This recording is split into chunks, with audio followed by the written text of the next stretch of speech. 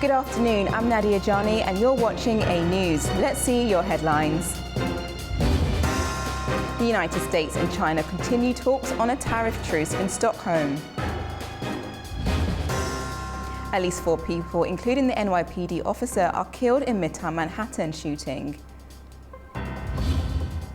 And more than 30 people killed in Beijing as heavy rains and flooding hit parts of China.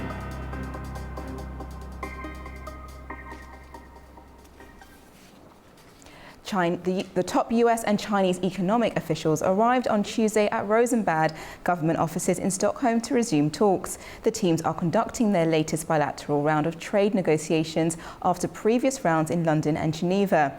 Talks began on Monday to try to tackle long-standing economic disputes with the aim to extend a truce at keeping higher tariffs at bay. China is facing a 12th of August deadline to reach a reasonable tariff agreement with President Donald Trump's administration after Beijing and Washington reached preliminary deals in May and June, putting an end to weeks of escalating tit-for-tat tariffs. Nick Harper has more on the talks from Washington. Well, this is the third round of official talks between the two economic powerhouses since US President Donald Trump earlier this year raised tariffs on Chinese imports to triple-digit levels. The primary goal of this set of talks is to try and extend a fragile trade truce that's due to expire on August the 12th. The negotiations come after a week in which we've seen the Trump administration announce deals with some of the US's biggest trading partners. That includes a deal with Japan last week and over the weekend with the European Union. Also over the weekend, President Trump said that a deal with China was very close without providing any specific details. And on Monday, he said he'd love to see China open up their country to US trade. But the US Trade Representative, Jameson Greer, the man who is involved in the finer discussions and negotiations, has played down expectations. He said on Monday that he did not expect some kind of enormous breakthrough during these talks in Sweden. Instead, he told Business Channel, CNBC, that he expects the meeting to result in continued monitoring of the agreement thus far and making sure that key critical minerals are flowing between the parties and setting the groundwork for enhanced trade and balanced trade going forward. He also noted that these talks were the third such meeting in the past 3 months. The first 2 meetings in Geneva and London in many ways were more about de-escalation, reducing the tensions between Washington and Beijing. We were told that this third round was going to deal with some of the nitty-gritty, the real details of the discussions and the things that both sides were trying to agree on. Greer, though, has said just the fact that the US and China are talking in a more positive way is in itself what he called a good sign. Trade analysts suggest that we're likely to see another 90-day extension of the tariff truce that was agreed back in May. That will probably be the big outcome in Sweden during these discussions, another opportunity for both parties to spend more time really trying to work out what they want out of this agreement, that 90-day pause giving them an opportunity to do so. And it could also facilitate planning for a potential meeting between President Trump and Chinese President Xi Jinping later this year. Nick Harper for A News in Washington, D.C. US President Donald Trump has stated he is not pursuing a summit with Chinese President Xi Jinping. In a statement shared on the Truth social platform on Monday, President Donald Trump emphasized that no summit with President Xi is currently being sought. He added that he may consider traveling to China at Xi's invitation, which Trump has said had been extended. At least 4 people have been killed, including a police officer, after a gunman opened fire inside a Midtown Manhattan skyscraper. New York police say the suspect has been confirmed as neutralized and investigations are still ongoing. In the heart of New York City, multiple people were shot inside a Manhattan skyscraper that houses major financial firms and the National Football League headquarters. Police rushed to the Park Avenue office tower on Monday evening after a gunman opened fire inside. Authorities say at least 4 people were killed, including a New York Police Department officer. Officials have named the suspect as 27-year-old Shane Tamura, a Nevada resident who died of a self-inflicted gunshot wound, according to authorities. According to our law enforcement partners in Las Vegas, Mr. Tamura has a documented mental health history. His motives are still under investigation, and we are working to understand why he targeted this particular location. Just steps from the city's financial core, many residents and workers struggled to come to terms with the violence that unfolded. It's awful, devastating, and there frankly is nothing else to think but why couldn't this have been prevented? Why was this personalized at time? What kind of systems that allowed this to happen and that aren't East? I just feel less safe. You feel it, and, you know. I don't know, like I used to feel a lot safer, more comfortable, just being in the area, being in the neighborhood, and I don't anymore, honestly. I really don't. Speaking just hours after the attack, New York City Mayor Eric Adams acknowledged the wider toll of gun violence and the pain facing the victims' families. Gun violence has scarred so many neighbors and ripped apart too many families across this entire country. And we will continue the fight to do all we can to protect our city. But tonight we mourn for those who were killed. And we pray for the families as they go through this painful moment. Democratic mayoral candidate Zoran Mamdani says he was heartbroken on social media platform X, expressing solidarity with the victims and gratitude to the first responders. Investigators are now combing the scene for answers. Donald Trump has given Russia 12 days to move toward ending the war in Ukraine. President Zelensky welcomed the pressure, but many Ukrainians remain doubtful. The deadline from 50 days. U.S. President Donald Trump on Monday gave Russia 10 to 12 days to make progress on ending the war in Ukraine, cutting short the 50-day deadline he had set earlier this month. Speaking in Scotland, Trump said he was disappointed in Russian President Vladimir Putin and warned of sanctions and tariffs on both Russia and its trading partners. I'm not so interested in talking anymore. He talks, we have such nice conversations, such respectful and nice conversations, and then people die the following night with a missile going into a town and hitting, recently I guess the nursing home, but they hit other things. Whatever they hit, people die. In Kyiv, President Volodymyr Zelensky praised Trump's remarks and stressed that strong sanctions remain essential for peace. We have repeatedly said, and all our partners know, that sanctions are a key element. Russia pays attention to sanctions, to such losses. Peace through strength is possible. But public opinion in Ukraine is far more cautious. Many say they've heard similar promises before and don't believe a quick deal with Russia is possible. Putin will, as usual, come up with something and make some promises. Trump will think he's a good guy and then they'll have a very good conversation. Then all of a sudden missiles will fly towards us. This is already some kind of algorithm. I don't know what has to happen to break this pattern. Some citizens argue that what Ukraine truly needs is not more deadlines, but sustained military aid.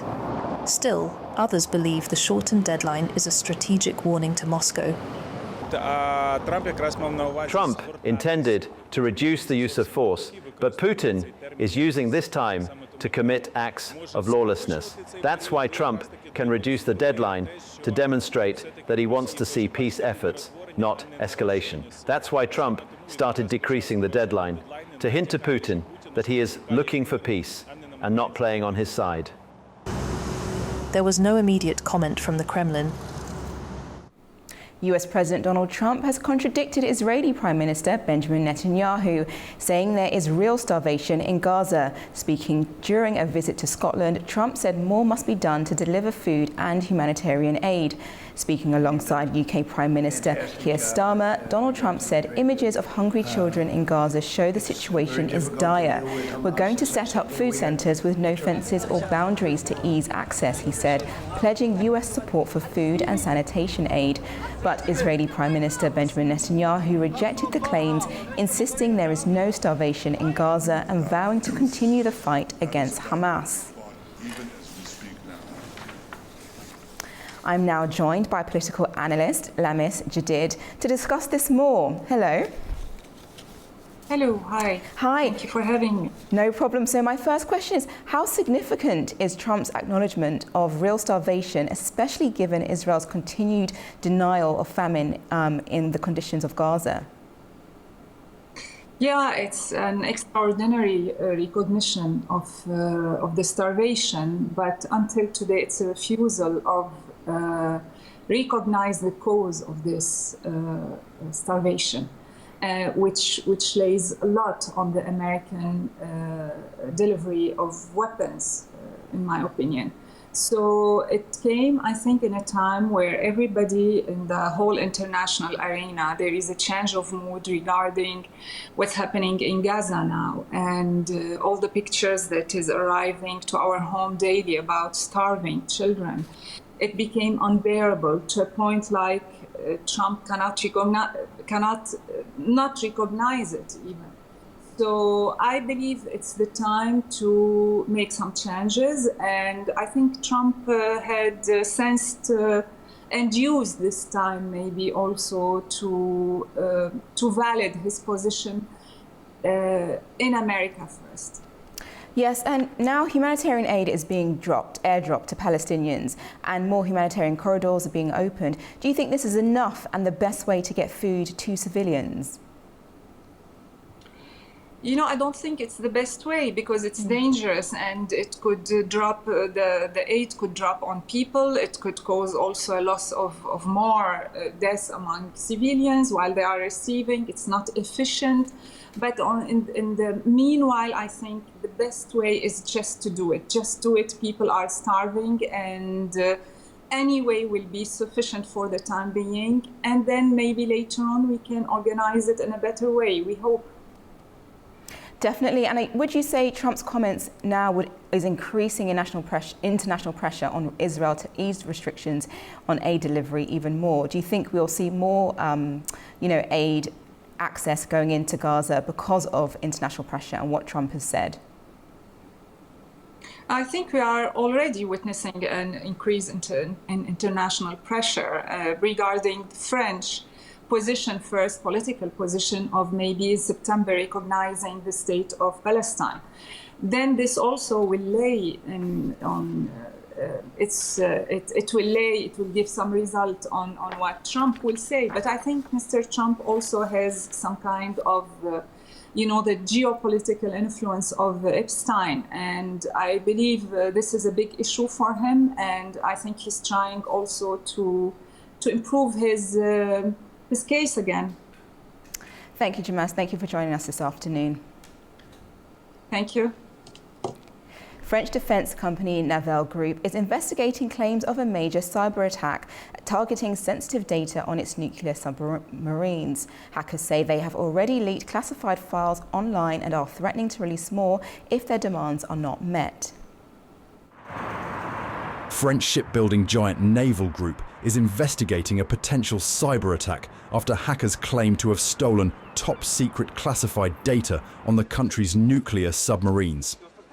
The state-owned company, which builds France's Barracuda-class nuclear-powered submarines and aircraft carriers, said it had immediately launched technical investigations following threats to publish files on the dark web. Hackers, who have already released about 30 gigabytes of documents allegedly containing submarine weapon system source codes, have given Naval Group 72 hours to respond. The company, however, denies any confirmed breach, calling the incident a reputational attack. Naval Group has noticed being the target of a reputational attack with the claim of a cyber malice act. At this stage, no intrusion into our IT environments has been detected and there has been no impact on our activities, a spokesperson stated. The alleged hack comes amid a surge of cyber attacks targeting critical infrastructure globally. Naval Group, which employs over 15,000 people and reported revenues of €4.4 billion, is majority owned by the French government, with defence giant Thales holding the remaining stake. Tensions remain high as Thailand accuses Cambodia of violating the ceasefire that was reached on Monday, according to reports. It's after days of violence over a disputed border between the two countries. However, Cambodia says it's quiet at the border since the ceasefire was agreed. Thailand claims that clashes have continued at a disputed border with Cambodia. It's despite a ceasefire deal aimed at ending 5 days of fighting was agreed between both countries on Monday. Major General Winthai Suvari, spokesperson for the Royal Thai Army, says Cambodian forces attacked Thai territory in several places overnight. He described it as a deliberate violation of the agreement. Meanwhile, Cambodian Prime Minister Gunman said in a Facebook post on Tuesday morning that the front line has eased since the ceasefire at 12 midnight. At least 38 people have been killed and more than 300,000 people have been displaced since deadly clashes erupted last Thursday. International pressure to end the conflict has mounted. U.S. President Donald Trump intervened on Saturday, warning that trade negotiations would be frozen until the violence stopped. Both countries now face the prospect of a 36% US tariff starting on Friday if hostilities continue. An immediate and unconditional ceasefire was agreed after talks in Malaysia, together with officials from the United States and China, aimed to halt the worst fighting between the neighbours in more than a decade. Malaysian Prime Minister Anwar Ibrahim called it a vital first step towards de-escalation and the restoration of peace and security. Beijing is facing its most intense rainfall in years, with at least 30 lives lost and tens of thousands displaced. Torrential downpours have battered the capital and nearby regions, overwhelming infrastructure and promoting mass evacuations of people from regions. At least 30 people have died in Beijing, following days of record-breaking rainfall that brought a year's worth of precipitation in under a week. The storm triggered mass evacuations, caused widespread disruption, and left infrastructure across the capital and surrounding regions struggling to cope. More than 80,000 residents have been displaced. Power has been cut to over 130 villages, and emergency crews continue rescue operations. In Beijing's Huairou district, nearly 100 millimeters of rain fell within a single hour. In recent years, it seems that Beijing has experienced more rain than before, possibly due to climate change. Now, Beijing is much more humid than before. Beijing was pretty dry before. In summer, there used to be heavy rain, but it was rare. It might just rain once or twice and done. However, in recent years, heavy rains has become more frequent. As of Tuesday, heavy rain is still forecast across Beijing, Hebei, and Tianjin, with China's emergency ministry warning that disaster relief efforts remain complex and severe. Scientists link the extreme weather to the region's mountainous terrain and changing climate patterns. The surrounding hills funneled humid air into the city, intensifying the rainfall, with some areas receiving up to 90% of their annual total in just a few days, overwhelming existing infrastructure. Public life remains largely suspended, with parks, museums, and libraries closed, and major flight disruptions reported at Beijing's airports. Now from one flood to another in eastern Romania, they are also recovering after severe flash floods caused significant damage and killed at least 3 lives. Authorities are working to clear blocked roads and repair infrastructure as evacuation efforts continue. Villages in eastern Romania began recovery efforts on Monday after flash floods destroyed homes and claimed at least 3 lives. Heavy rain and strong winds hit 25 villages, 9 counties, with Neamat and Shusheva the worst affected. 2 rivers overflowed, blocking access to roads and forcing hundreds to evacuate. At the United Nations Food Summit in Ethiopia, leaders called for more development funding to tackle global hunger. A new UN report released at the conference says that more than 670 million people experienced hunger last year. And the UN warns that in countries where there are conflicts, hunger feeds future insecurity and undermines peace.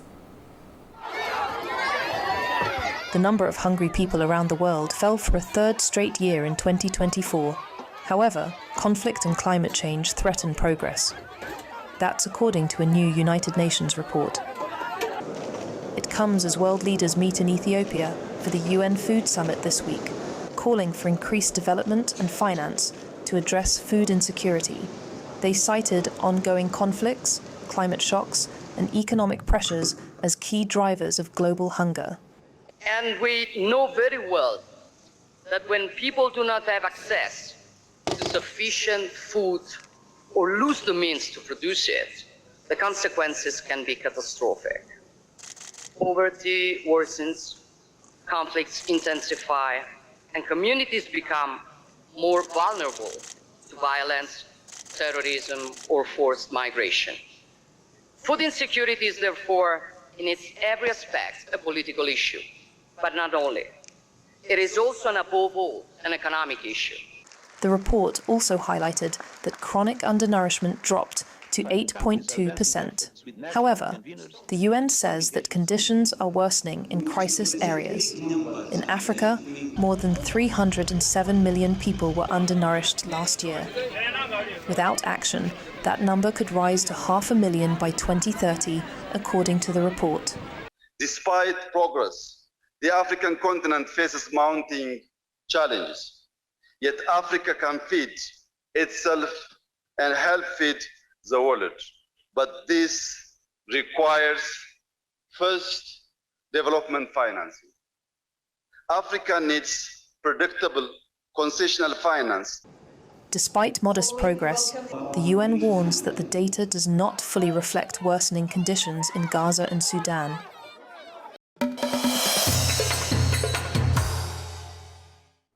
Amongst growing concern over the treatment of Afghanistan refugees abroad, the foreign ministers of Iran and Afghanistan's interim government held a telephone conversation.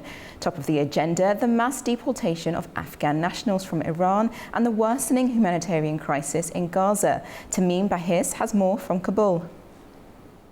In a call that touched on some of the region's most urgent issues, Iran's Foreign Minister Sayyid Abbas Araghchi and Afghanistan's top diplomat Amir Khan Muttaqi spoke about the fate of Afghan refugees and the wider geopolitical crisis in the Middle East.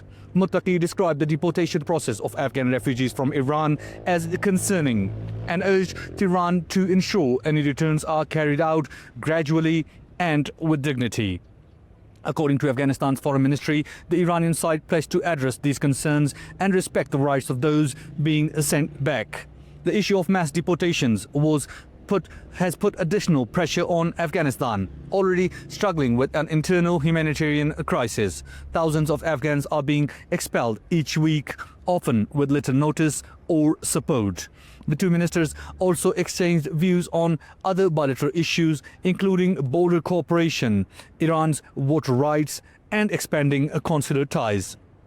Both sides underscored the need for constructive dialogue and stronger regional coordination. Meanwhile, the ongoing war in Gaza was another key point of discussion. Both ministers condemned what they called the genocide and war crimes committed by Israel and urged Islamic countries to convene an emergency meeting of the Organization of Islamic Cooperation. They called for immediate coordinated action to halt the violence and deliver aid to civilians. Iran hosts one of the largest Afghan refugee populations in the world, and any shift in deportation policy could have major consequences for Afghanistan's fragile stability. Kabul says it wants to ensure that returning Afghans are treated with respect and that regional cooperation continues despite the challenges. This is Tamim Bahis in Kabul for A News. Turkish President Recep Tayyip Erdogan met his Kazakh counterpart Kassym-Jomart Tokayev in Ankara. In this two-day visit, talks are expected to boost ties across key sectors. The meeting will review partnership focusing on deepening cooperation on the Middle Corridor, infrastructure, trade and culture. As part of the programme, the two leaders will co-chair the 5th Turkey-Kazakhstan Strategic Cooperation Council, with several new agreements expected.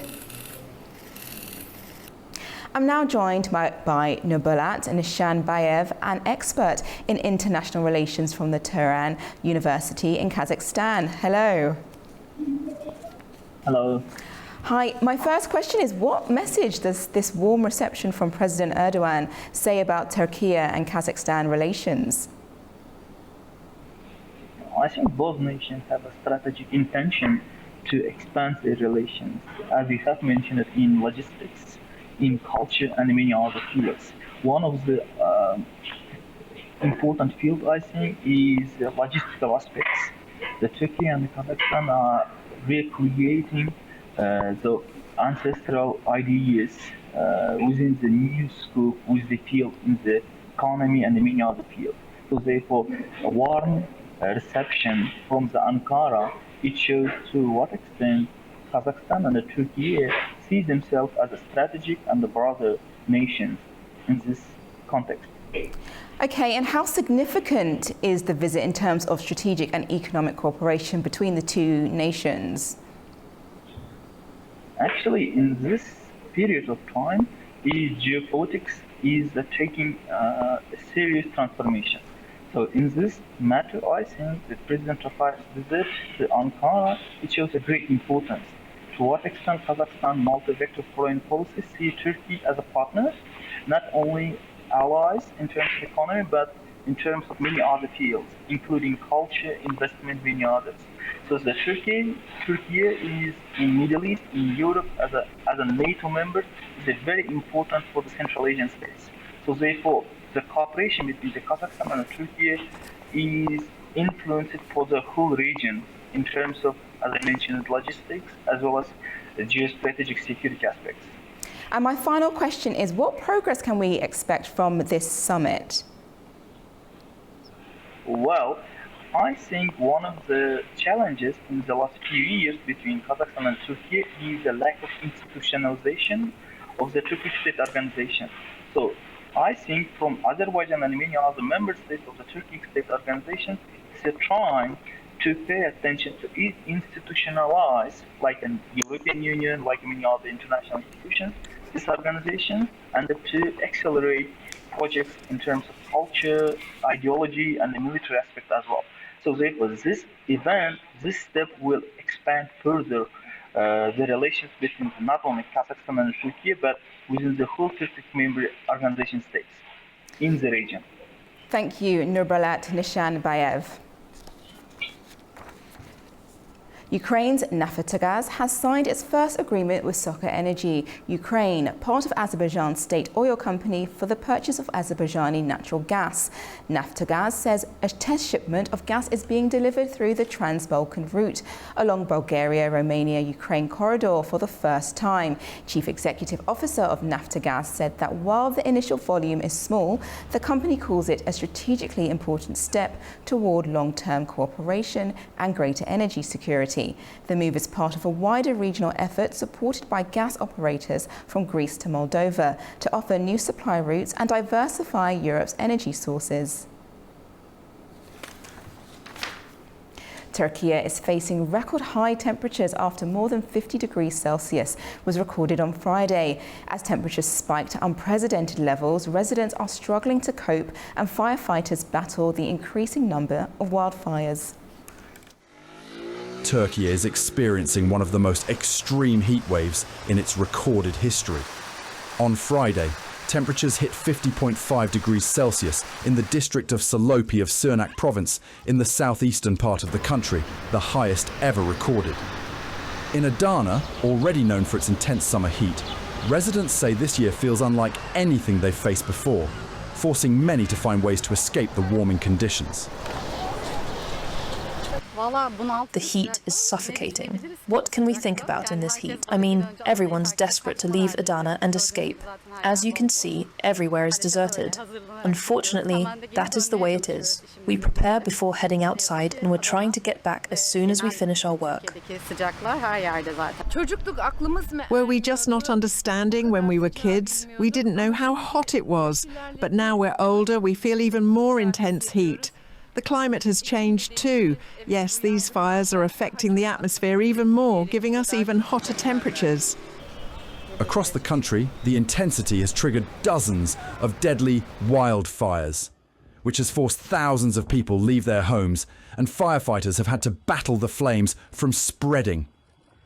While hot summers are typical in the Mediterranean, but experts say more intense heat waves have contributed to destructive wildfires in recent years, amid fast rising temperatures across the globe. Istanbul's historic Hagia Sophia is turning to cutting-edge technology to secure its ancient legacy as it welcomes millions of visitors each year. Our correspondent Aliya Aziz has more on this report. The iconic 1,500-year-old Hagia Sophia Mosque has now been equipped with an AI-supported security system, featuring hundreds of upgraded cameras throughout the monument. According to Deputy Director at Istanbul's Foundations Authority, Levent Çetin, the smart system can instantly detect unauthorized access to restricted areas, alerting staff for rapid intervention. This is aimed at preserving the historic structure while also ensuring safety for worshippers and tourists alike. Since its reconversion into a mosque in 2020, Hagia Sophia has implemented a detailed visitor management plan, balancing accessibility with preservation. Entry and exit points have been reorganized to prevent crowding, while sensitive features like ancient mosaics are now protected by physical barriers, allowing controlled access to select galleries. Beyond security, the site also features an audio guide system in 23 languages, enhancing the visitor experience without disrupting religious activities. Until now, ongoing restoration projects on the main dome, minarets, and nearby historic structures continue under expert supervision. With artificial intelligence now part of its preservation efforts, the Hagia Sophia is blending heritage and high tech to ensure its legacy endures for generations to come. For A News, this is Aliya Aziz, Istanbul, Turkey. That's all we have for now. Thank you for watching and stay tuned to A News.